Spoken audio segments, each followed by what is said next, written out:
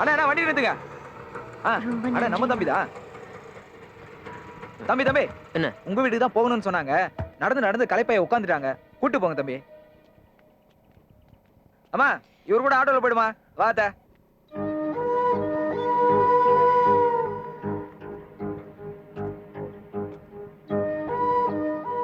நீங்க யாரு? அங்க யார பார்க்கணும்? உங்களுக்கு அந்த வீடு தெரியுமா? ஆமா, அது எங்க வீடு தான். வைத்தி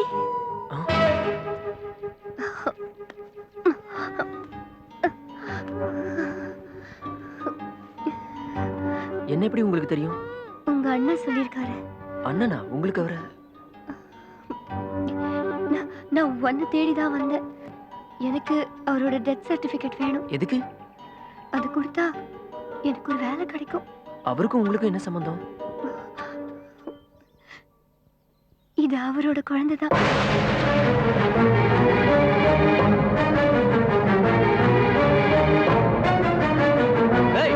யார பத்தி என்ன பேசுறோன்னு தெரிஞ்சுதான் பேசுறியா நீ? எங்க ஊர்ல உள்ள அத்தனை அப்பா அம்மாவும் பிள்ளைங்கன்னா இப்படிதான் இருக்கணும். எங்க அண்ணன் தான் உதாரணம் சொல்லுவாங்க.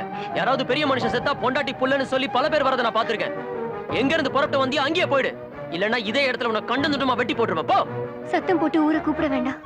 நான் கிளம்புறேன். பரவாயில்ல, உண்மை உங்க அண்ணனோட ஆத்மாவுக்கு தெரியும். உங்க அண்ணனை கேவலப்படுத்த நீ சம்மதிச்சாலும் இந்த காதம்பரி சம்மதிக்க மாட்டா.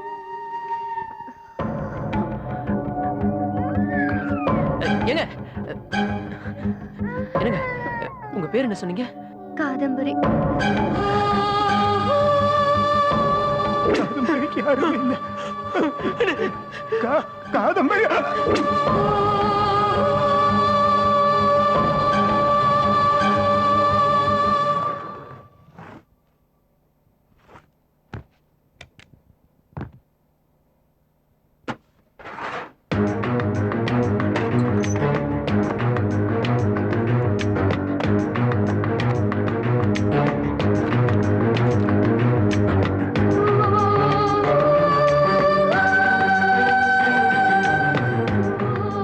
எழுத்துல இருக்கிற தைரியம் நிஜ வாழ்க்கையில் இல்லாமல் போயிடுச்சு.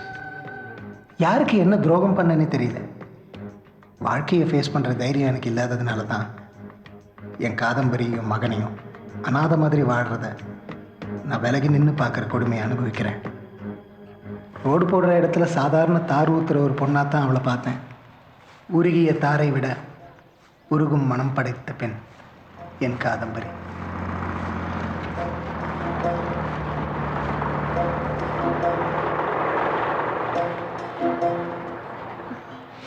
Hey!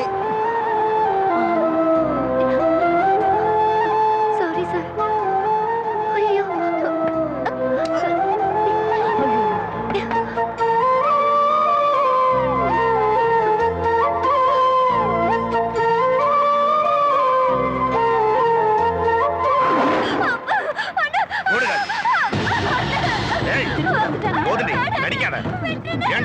கிடைச்ச நல்ல வேலையை விட்டு ஓடி ஒளியற.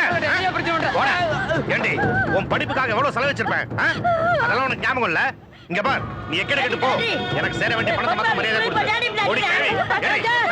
ஏட்ரீனா. குடு. எழவிங்க மாதிரி சுருக்க போய். எடுத்துக்க. இங்க பார், திரும்ப திரும்ப வந்துட்டு இருப்பேன். 500 ரூபாய் பிச்சை காசு.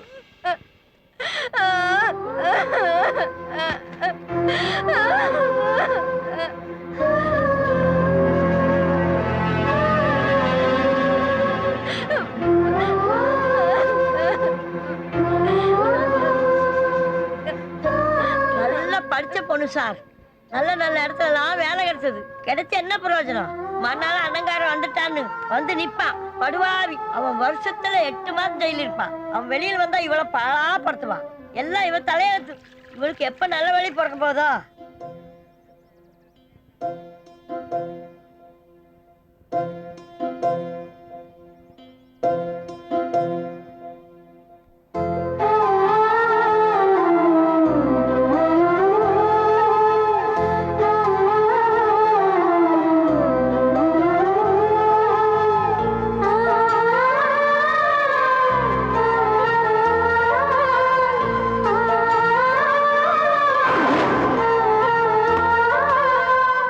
அங்கிள், ஃபைல்ஸ் உங்க ட்ரெஸ் எல்லாம் கூட பேக் பண்ணிடுங்க. நாளைக்கு காலையில வெள்ளன கிளம்பணும். எதுக்கு தம்பி அவசரப்பட்டுக்கிட்டு? நாளைக்கு காலையில தானே கிளம்புறோம், இன்னும் நிறைய டைம் இருக்கு. ஐயோ, எனக்கு இந்த கெஸ்ட் ஹவுஸ் லைஃப்லாம் ஒத்தே வராது. எனக்கு ஒரு நாளா இருந்தாலும் வீட்டில் படுத்து தூங்கினாதான். என்ன சத்தம்? இதெல்லாம் கெஸ்ட் ஹவுஸ்ல சகஜம். நீங்க உங்க வேலையை பாருங்க.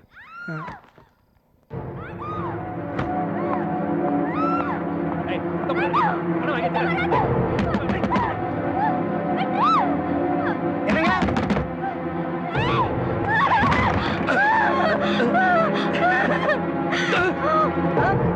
ஏய்!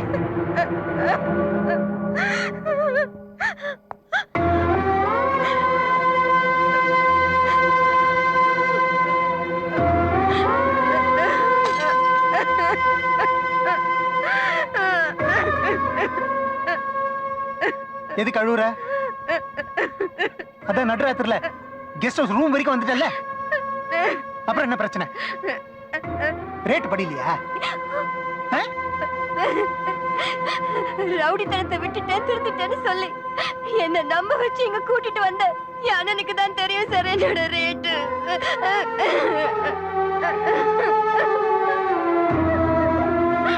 இனிமே நான் அவனை நம்ப மாட்டேன். கண்டிப்பா இது மாதிரி இன்னொரு தடவை நடக்காது. அப்படி நடந்தா நான் உயிரோட இருக்க மாட்டேன் சார்.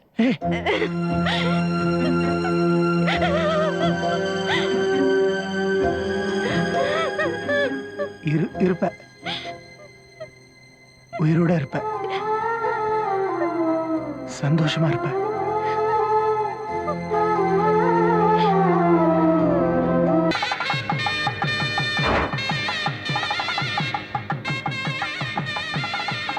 தாலி மட்டும்தான் கட்டல, மற்றபடி நீயும் பொண்டாட்டி. இனிமே எந்த கவலையும் இல்லாம எனக்கு நீ, உனக்கு நாம சந்தோஷமா இருக்கலாம். நேரம் வரும்போது எங்க அப்பா கிட்ட உன்னை பத்தி எடுத்து சொல்லி அவங்க ஆசீர்வாதத்தோட அவங்க கையால் எடுத்து கொடுக்குற தாலியை உன் கழுத்துல கட்டுறேன். இது சத்தியம்.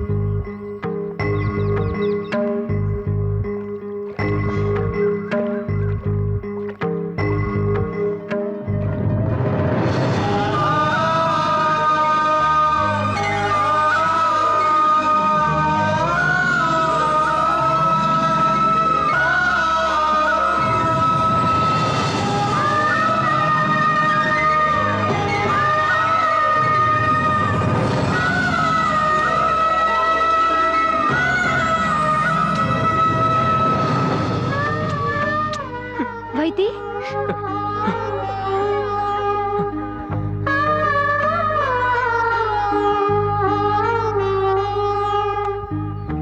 இப்பதான் எல்லாத்தையும் புரிஞ்சுக்கிட்டேன். அண்ணன் டைரியில படிச்சேன், எல்லாத்தையும் படிச்சேன். அண்ணன் சாகிறதுக்கு முன்னாடி உங்க பேர் தான் சொன்னாரு.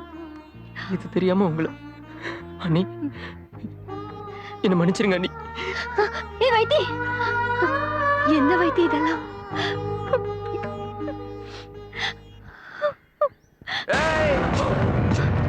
யாரடி இவன்? புதுசா இருக்கிறா, எங்க பிடிச்சா? அது உனக்கு தேவையில்லாத விஷயம். ஐயோ, இத பாரு, உங்க அண்ணன் ஜெயிலுக்கு போறதுக்கு முன்னாடி உன்னேரு கல்யாணம் பண்ணி கொடுக்கறதா வாக்கு கொடுத்துருக்கான். ஆனா நீ எப்ப வந்தாலும் சும்மா டிமிக்கி கொடுத்துனே இருக்கிற. ஏய் தல்றா, இத பாரு, இன்னைக்கு நீ இல்லாம நான் போறது இல்ல. நீ என் கூட வந்து ஆகணும். வாடி.